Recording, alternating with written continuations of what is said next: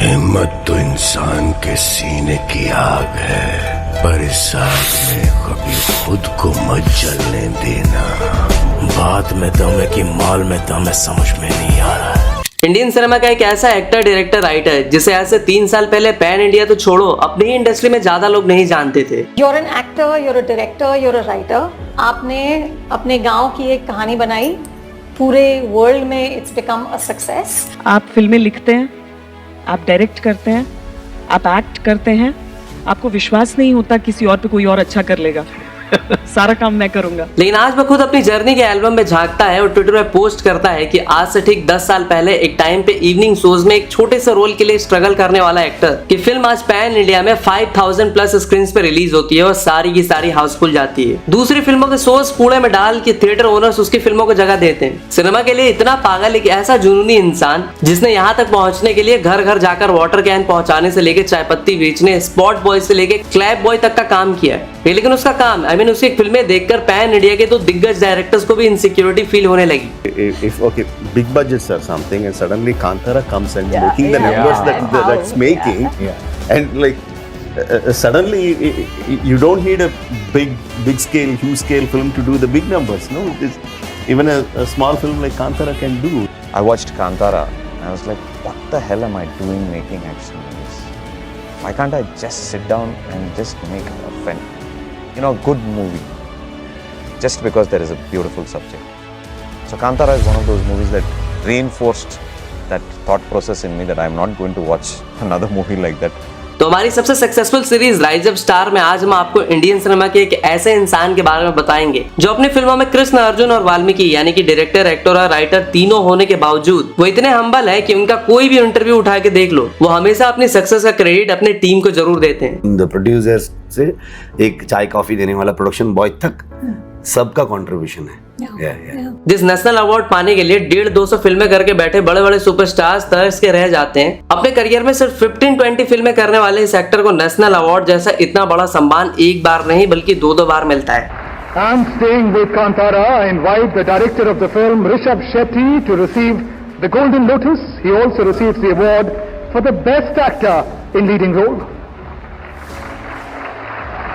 कांतारा एक दिल छू लेने वाली फिल्म जो दमदार तरीके से धार्मिक मान्यताओं के भीतर गहरी कहानी के माध्यम से दिलों को जोड़ती है। आज जिसके आगे पीछे प्रोड्यूसर्स घूमते फिरते हैं, एक टाइम पे उसने प्रोड्यूसर्स के यहाँ ड्राइवर तक का काम किया। तो आखिर कौन है ऋषभ शेट्टी, जिनका नाम भी असल में ऋषभ शेट्टी नहीं बल्कि कुछ और ही है। तो राइज ऑफ स्टार की अनदर कंप्लीट वीडियो है जिसमें हम ऋषभ शेट्टी की इंटायर जर्नी के साथ साथ उनकी अपकमिंग प्रोजेक्ट्स और कुछ ऐसी बातें जानेंगे जो आप शायद ही जानते होंगे। जैसे ऋषभ खुद कभी भी कांतारा में एज ए एक्टर काम करने ही नहीं वाले थे, बल्कि फिल्म में एज ए लीड उनकी चॉइस कोई और ही था और ऋषभ को कभी भी एक एक्टर नहीं बनना था। और आपको शायद ही पता होगा कि ऋषभ शेट्टी एक ट्रेंड नेशनल जूडो रेसलर भी हैं। तो फिर से कहूंगा कि ये वीडियो सिर्फ एक वीडियो ना होकर कुछ ऐसा है जो अगर आप लाइफ में ऐसे मोड़ पे फंस चुके हैं और आपको लग रहा है कि यहाँ से अब सब कुछ खत्म है, कोई रास्ता नहीं बचा, तो ऋषभ शेट्टी की जर्नी जानने के बाद आपको भी अपने इस विचार पे दोबारा विचार करना पड़ेगा। और इतना कुछ आपको किसी भी इंटरव्यू पॉडकास्ट में जानने को नहीं मिलेगा। तो कांतारा के उडुपी जिले के केराडी के एक छोटे से गाँव में मतलब एक मिडिल क्लास तुलु समुदाय के एक परिवार में एक लड़का पैदा होता है ऑन 7 जुलाई 1983, जिसका नाम रखा जाता है प्रशांत शेट्टी। पापा भास्कर शेट्टी एक ज्योतिषी होती है तो माँ लक्ष्मी शेट्टी एक हाउसवाइफ, मतलब एक कॉमन मिडिल क्लास फैमिली लेकिन अपने जड़ों से जुड़ा हुआ। ऋषभ शेट्टी बताते हैं कि एज अ किड टीवी पे जो भी फिल्में चल रही होती हैं वो किसी भी लैंग्वेज की हो, उन्हें समझ आए ना आए, अगर वो घर पे हैं तो टीवी बंद नहीं होता था। उस टाइम पे उन्हें सबसे ज्यादा इन्फ्लुएंस किसी ने किया होता है तो वो होते हैं सैंडलवुड में 200+ फिल्में कर चुके सबसे बड़े एक्टर डॉक्टर राजकुमार। ऋषभ उन फिल्मों के सीन्स और डायलॉग्स को याद करते और अपने एरिया में अपने पड़ोसियों के सामने छोटे छोटे एक्ट करके सबको एंटरटेन करते। अब जैसा कि ऋषभ शेट्टी का चाइल्डहुड कर्नाटका के कोस्टल एरिया में बीता था तो वहाँ पे होती है यक्षगान की परंपरा जो कि कर्नाटका के कोस्टल एरिया में ही होती है, जिसमें नाटक, संगीत, खूब सारा मेकअप वगैरह शामिल होता है। बचपन से ही ऋषभ इससे जुड़ जाते हैं और 6th क्लास तक वो यक्षगान एक्टर के रूप में परफॉर्म भी करने लगते हैं। गांव की यात्रा, मंदिर का प्रांगण, जहां भी उन्हें मौका मिलता है वो स्टेज पे होते हैं और यही चीज उनके अंदर परफॉर्मिंग आर्ट्स का वो बीज भी बो देती है। मैं बहुत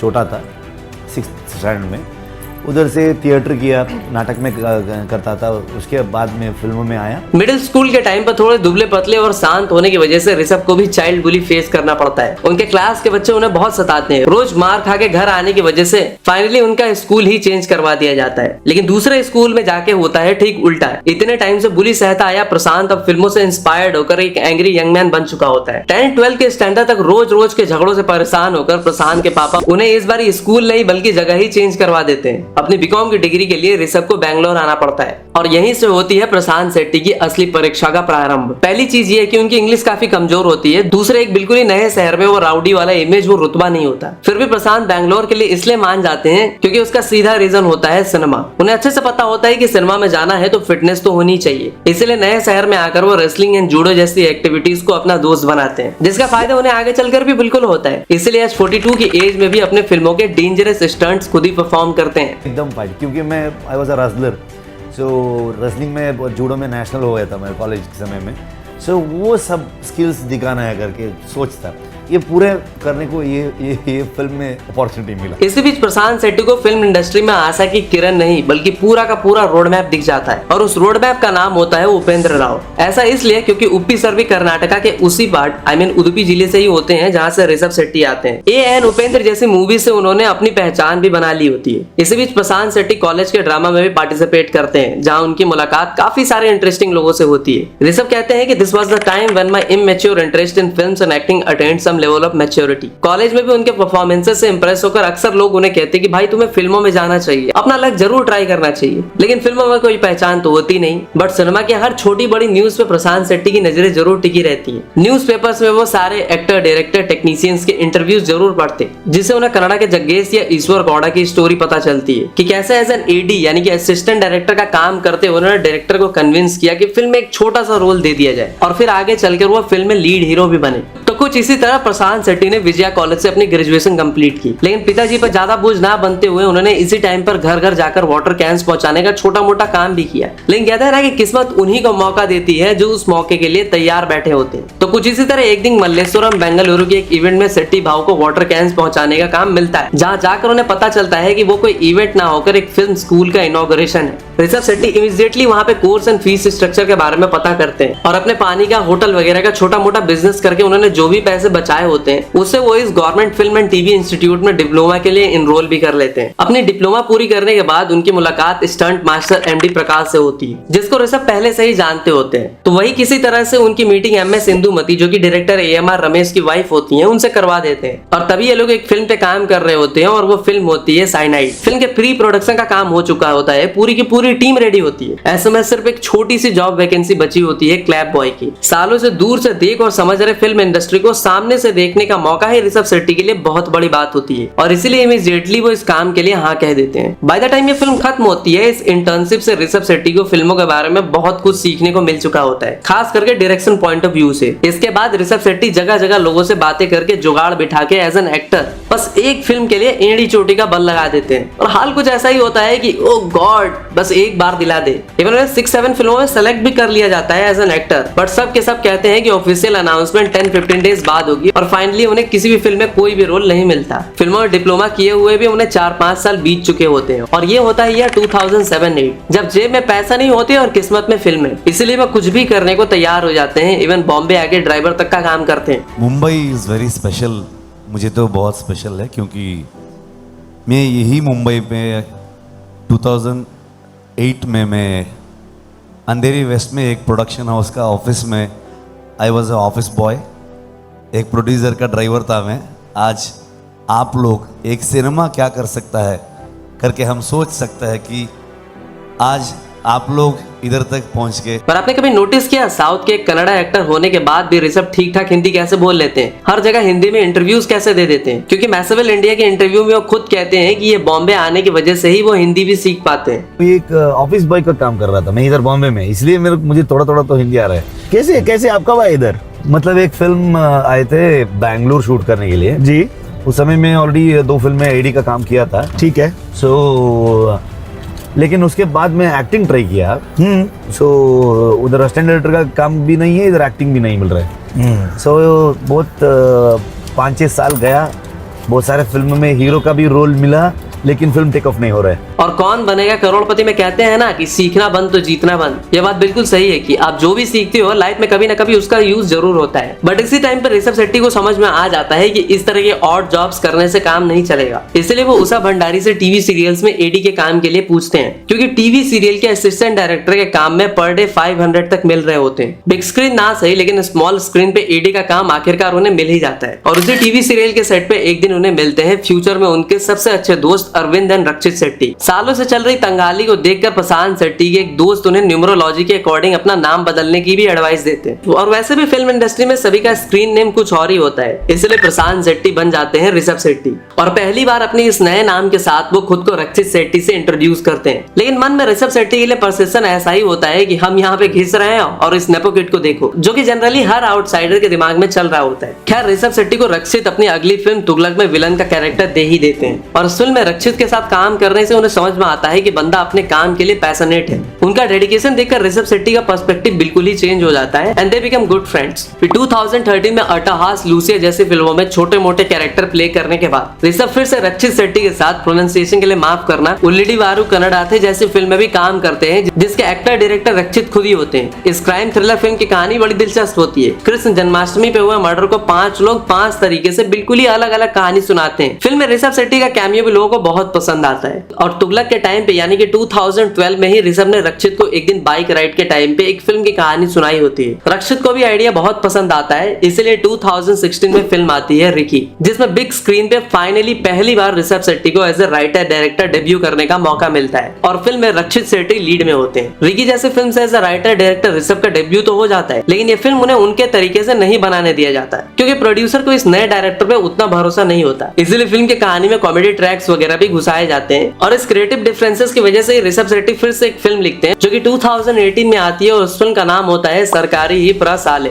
और यही वो फिल्म होती है जिसके एक्टर, डायरेक्टर, राइटर एवं प्रोड्यूसर भी खुद ऋषभ शेट्टी ही होते हैं। और यहाँ पे हम सोच के परेशान हो रहे होते हैं कि बंदा कांतारा में एक्टिंग और डायरेक्शन साथ में कैसे कर सकता है, लेकिन इससे पहले ही ऋषभ अपना सब कुछ दाव पे लगा के बैठे होते हैं। इस फिल्म के लिए उन्होंने लोन तक लिया होता है। गवर्नमेंट स्कूल पे बेस्ड इस फिल्म की कहानी लोगों को बहुत पसंद आती है और ये फिल्म ऑल टाइम ब्लॉकबस्टर का खिताब लेके जाती है। 100 डेज तक थिएटर में फोड़ती है और सिर्फ 2 करोड़ में बनी ये फिल्म 25 करोड़ का कलेक्शन करती है। ऋषभ शेट्टी को इस फिल्म के लिए 66 नेशनल फिल्म अवार्ड में बेस्ट चिल्ड्रन फिल्म का अवार्ड भी मिलता है और आज भी ये फिल्म IMDb पे 8.7 की रेटिंग के साथ खड़ी है। पर इस तरह की फिल्मों से ही ऋषभ शेट्टी क्रिटिक्स और ऑडियंस दोनों की नजरों में अपनी जगह बना ही लेते हैं और ये भी दिखा देते हैं कि सिर्फ मारधार वाली एक्शन थ्रिलर या फिर मास मसाला फिल्में ही दबा के पैसे नहीं कमा सकती। अगर स्टोरी में दम हो तो इस तरह की फिल्में भी कलेक्शन करती हैं। 2018 में आई साही प्रसाले यानी इस गवर्नमेंट स्कूल पे बेस्ड फिल्म को इस तरह का एक्स्ट्रा ऑर्डिनरी रिस्पॉन्स मिलने का कारण कहीं ना कहीं 2016 में आई ऋषभ शेट्टी की ही डायरेक्शन में बनी फिल्म किरिक पार्टी भी होती है। दरअसल इस फिल्म का ख्याल ऋषभ को बहुत पहले ही आया होता है, लेकिन ये कहानी 3 कैरेक्टर्स की होती है और उन्हें लगता है कि अगर कॉलेज डेज पे बेस्ड इस फिल्म को लेकर वो आएंगे तो सबको कहीं ना कहीं ये फिल्म 3 इडियट्स से इंस्पायर्ड या कॉपीड फिल्म लगेगी। इसलिए सिर्फ एक कैरेक्टर पे फोकस करके रक्षित को लीड में रख के और 4 करोड़ के बजट में बनी ये फिल्म 50 करोड़ का कलेक्शन करती है। ये फिल्म उस साल की सबसे बड़ी कन्नड़ा फिल्म भी होती है। रश्मिका मंदाना इसी फिल्म से डेब्यू करती हैं और डेब्यू फिल्म से ही उन्हें इतनी फेम मिलती है जिसे वो पचा नहीं पाती। खैर इस पे आगे बात करेंगे। और 2019 में अक्षय की बेल बॉटम से पहले ऋषभ शेट्टी भी फिल्म लाते हैं बेल बॉटम। नहीं अक्षय ने रीमेक नहीं की होती है, दोनों फिल्में बिल्कुल ही अलग होती है और यही वो फिल्म होती है जिसमें Rishabh as a lead actor debut करते हैं एज डिटेक्टिव दिवाकर। फिल्म की कहानी भी बड़ी दिलचस्प होती है, मतलब एक कांस्टेबल जो कि एक रॉबरी केस को सुलझाने के लिए डिटेक्टिव बन जाता है। ऋषभ शेट्टी से जब एक बार पूछा जाता है कि आप एक्टिंग के साथ डायरेक्शन का काम खुद कैसे कर लेते हो, तो वो 5 स्टार खाओ खुद जान जाओ टाइप आंसर देते हुए कहते हैं कि मैं इतना सोचता ही नहीं। इतनी फिजिकली डिमांडिंग होगी, how did you do it? अपने आप को कैसे डायरेक्ट किया? वही ज्यादा सोचता नहीं हूँ मैं। ये सीक्रेट है, ये सीक्रेट है, ज्यादा सोचता नहीं मैं। अगर एक कंटेंट मिला, एक सब्जेक्ट मेरे को स्ट्राइक किया, मेरे को ड्राइव कर रहा है, सो ये मन में आए तो मुझे वो होल्ड नहीं कर सकता हूँ मैं। पेशेंस थोड़ा कम है उसमें।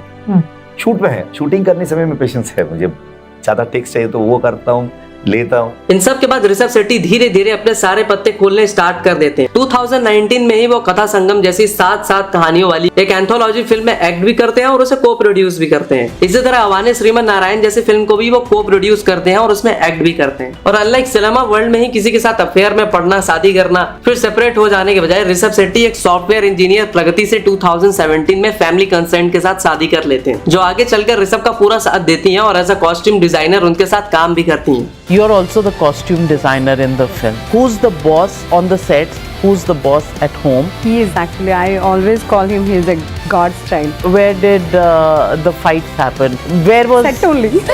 set only? ज्यादा सेट में मिलते थे हम। Then who says sorry first? I say sorry because 9 years हो गए, बच्चों का भी स्कूल का पूरा रेस्पॉन्सिबिलिटी उन्होंने लिया है। Do you know? Yeah, Which class school they जो are? स्कूल में मैंने ही खुद गया था तो Admission कराने के बाद कभी गया? That one day One I day, took his one day. permission and he came. इसके बाद 2021 से 2022 तक ऋषभ शेट्टी काफी सारी फिल्मों में काम करते हैं, जैसे कि हीरो जिसके वो को राइटर को प्रोड्यूसर भी होते हैं, फिर गरुड़ा गमन वृषभा वाहन जो कि एक दो दोस्तों की ऐसी कहानी होती है जो आगे चल के खूंखार गैंगस्टर बनते हैं, लेकिन पॉलिटिक्स उनकी दोस्ती में दरार ला देती है। आगे कहानी खुद देख लेना, काफी अच्छी फिल्म है। और इन सब के बाद कोविड के बाद हरी कथा अल्ले गिरी कथा जैसी फिल्म देने के बाद ऋषभ शेट्टी जो अब तक 2-5 करोड़ की फिल्में कर रहे होते हैं, उन्हें उनके करियर की सबसे महंगी फिल्म सीधा 16 करोड़ की फिल्म में as a writer, director, actor काम करने का मौका मिलता है। और वो फिल्म कौन सी होती है वो बताने की जरूरत नहीं है। इस फिल्म में क्या किया होता है वो तो आप सब जानते हो, लेकिन आप ये नहीं जानते होगे कि इस फिल्म को सिर्फ लिखने के लिए ऋषभ शेट्टी ने 1.5 साल का वक्त लिया था। कांतारा उनके लिए एक फिल्म नहीं बल्कि एक ऑब्सेशन, एक जुनून की तरह था, क्योंकि इस फिल्म से वो खुद को इमोशनली कनेक्ट कर पाए थे। Very emotionally connected for so many people. तो उसमें सिर्फ एक फिल्म है करके देख नहीं सकते हम। Right, you should believe in it. जो इमोशनली कनेक्ट होना चाहिए आपको, तो वो सब मानना है आप। यू शुड एक्सेप्ट दैट कि ये ओके, ये कर रहे हैं हम, ये बताने जा रहे हैं। ये फिल्म उनके गांव, उनके दैव की कहानी होती है। काफी सारे फैंस जब थिएटर्स में दैव का गेटअप करके चले जाते हैं तो ऋषभ शेट्टी उनसे अपील करते हैं कि प्लीज ऐसा ना करें, क्योंकि ये फिल्म उनके लिए सब कुछ है। अपना passion, dedication and hard work के बारे में बात करते हुए ऋषभ शेट्टी इमोशनल हो जाते हैं। आपको शायद ही पता होगा कि उनके बच्चों का एडमिशन भी वही कांतारा की शूटिंग वाली एरिया के आसपास करवा दिया जाता है और फिल्म खत्म होने तक उनके बच्चे तक बड़े हो जाते हैं। अभी मेरा बच्चे लोग अभी स्कूल जा रहे हैं, वही उधर ही पैदा हो गया गांव में, उधर ही अभी स्कूल जा रहा है। ये फिल्म किया वही बड़ा रिस्क है। Family is always in tension. जो अभी मैं शूटिंग निकलता हूँ उधर से प्रगति को टेंशन शुरू हो जाता है, क्योंकि जो क्या रिस्क आएगा, क्या होगा शूटिंग में, जो एक्शन सीक्वेंस में जो रिस्क था, एंड बिना बॉडी डबल और डूब के सब कुछ आपने किया और लास्ट टाइम में भी, इस बार भी।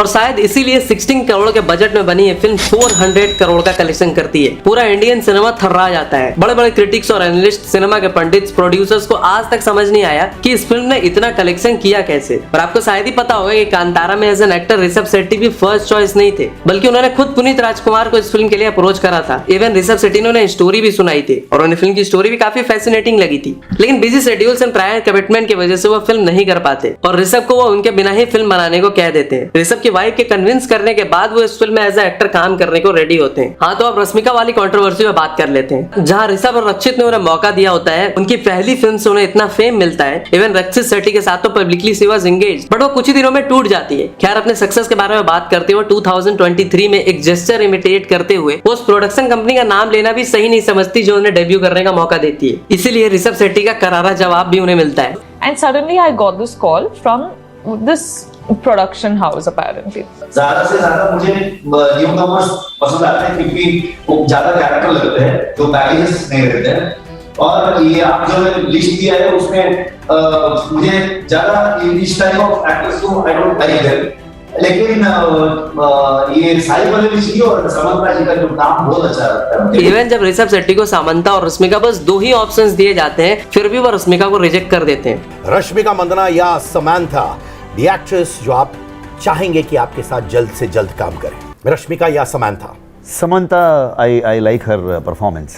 यस वाली कंट्रोवर्सी, कांतारा को लेके कहना कि मैंने अब तक नहीं देखी, इन सब से गुस्से में आकर कन्नड़ा ऑडियंस ही रश्मिका को बैन कर देती है। खैर, इस पे ज्यादा बात नहीं करेंगे। अगर आप इस टॉपिक पे डिटेल्ड वीडियो चाहते हो तो कमेंट में स्पैम करो रश्मिका कंट्रोवर्सी। कांतारा जैसी फेनोमेनल फिल्म देने के बाद ऋषभ शेट्टी को कितने ही ऑफर आए होंगे, लेकिन 3 साल तक वो अपना पूरा फोकस सिर्फ और सिर्फ एक प्रोजेक्ट कांतारा चैप्टर 1 को देते हैं, जिसका रिजल्ट ये होता है कि ये फिल्म सिर्फ 6 दिनों में 400 करोड़ का नंबर टच कर लेती है। हाँ, तो अब ऋषभ शेट्टी की अपकमिंग फिल्मों में बात करते हैं, जिसमें सबसे पहली है जय हनुमान। दरअसल पहले ऋषभ शेट्टी थोड़े हेजिटेट कर रहे होते हैं इस फिल्म के लिए, लेकिन प्रशांत वर्मा जब उन्हें फिल्म की स्टोरी सुनाते हैं तो ऋषभ शेट्टी को कहानी इतनी मस्त लगती है कि वो फिल्म के लिए इमीडिएटली हाँ कह देते हैं। और वैसे भी ये फिल्म उनके लिए ड्रीम कम ट्रू जैसा ही होता है। 200 करोड़ की ये फिल्म 2026 में आने वाली है, जिसमें ऋषभ हनुमान जी के कैरेक्टर प्ले करेंगे। वैसे ऋषभ से पहले ये फिल्म किसे ऑफर की गई थी वो आप हमें कमेंट करके बताना। इसके अलावा ऋषभ शेट्टी हमें छत्रपति शिवाजी महाराज पे बेस्ड एक फिल्म में भी दिखेंगे। इसके अलावा आनंद भट्ट नोवेल पे भी एक फिल्म आएगी। कांतारा चैप्टर 1 की अगली इंस्टॉलमेंट तो रेडी है और शायद से यूनिवर्स की भी तैयारी चल रही है। तो ये थी ऋषभ शेट्टी की एंटायर जर्नी के साथ साथ उनकी अपकमिंग फिल्मों की लिस्ट। अगर हमसे कुछ मिस हो गया हो तो कमेंट करके जरूर बताना। और हाँ, हमेशा की तरह आपके लिए 3 क्वेश्चंस। फर्स्ट, ऋषभ शेट्टी ने किस फिल्म में एज अ क्लैप बॉय का काम करा था? सेकंड, ऋषभ शेट्टी ने किस फिल्म को एज अ प्रोड्यूसर पहली बार प्रोड्यूस करा था? थर्ड, ऋषभ एंड रक्षित की पहली फिल्म का नाम क्या होता है? तो आंसर जरूर देना, इससे हमारा मोटिवेशन बना रहता है। वरना इस तरह की वीडियो लाने में हमें 10-12 दिन का टाइम लग जाता है। तो हमें फ्री में सपोर्ट करने के लिए वीडियो को लाइक कर रहा और हमें सब्सक्राइब करके जाना। तब तक के लिए हर हर महादेव।